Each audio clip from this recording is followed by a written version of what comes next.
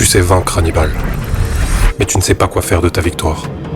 Après 2 défaites humiliantes, les Romains veulent contrer l'avancée des Carthaginois en déployant une armée d'environ 80 000 hommes vers Hannibal et ses troupes. Celui-là, éborgné depuis leur dernière rencontre, se voit obligé d'avancer sur les plaines de Cannes, choisies par l'ennemi pour cet affrontement décisif.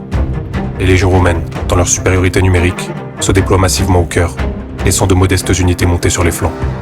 Mais même d'un œil, Hannibal voit clair dans leur jeu. Ils veulent profiter de leur surnombre pour enfoncer la ligne carthaginoise en son centre.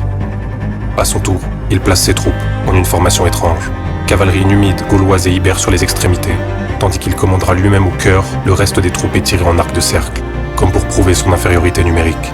Puis il s'assure de laisser une partie de sa cavalerie en arrière, cachée par ses troupes, et attend l'assaut ennemi. Quand les Romains chargent, leur avancée semble inarrêtable, dominant largement la ligne carthaginoise qui recule lentement. Mais quand il estime avoir suffisamment laissé ses ennemis s'avancer en terrain conquis, Hannibal ordonne à ses cavaliers laissés en arrière de venir soutenir l'encerclement.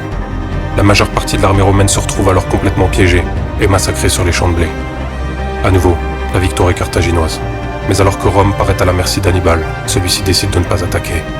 Si tout se passe comme prévu, le Sénat lui enverra des renforts sous peu qui lui permettront de conclure cette guerre par une victoire.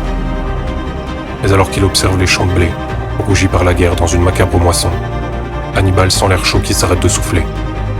Comme si sans qu'il ne le sache, le vent avait tourné.